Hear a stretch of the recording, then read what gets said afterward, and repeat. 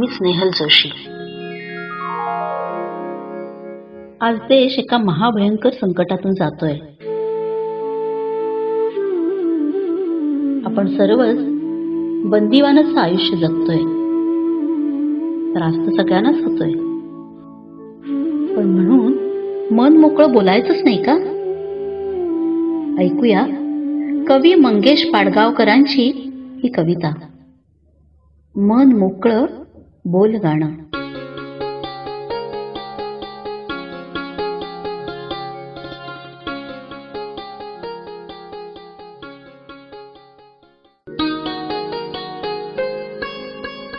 मन मोकळं, अगदी मोकळं करायचं, पाखरू होऊन पाखराशी बोलायचं। तुमचं दुःख खरं आहे, कळतंय मला, शपथ सांगतो तुमच्या इतकंच छळतंय मला। पण आज माझ्यासाठी सगळं सगळं विसरायचं, आपण आपलं चांदण होऊन अंगणभर पसरायचं। सूर तर आहेतच, आपण फक्त झुलायचं।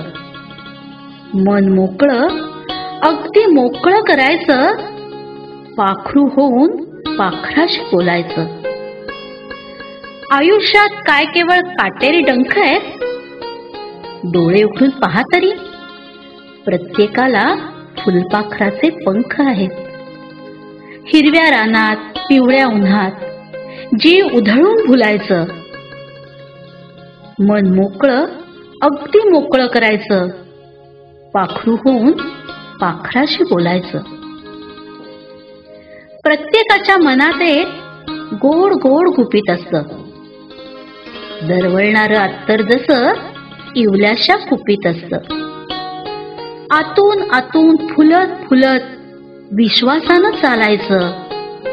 मन मोकळं, अगदी मोकळं करायचं, पाखरू होऊन पाखराशी बोलायचं।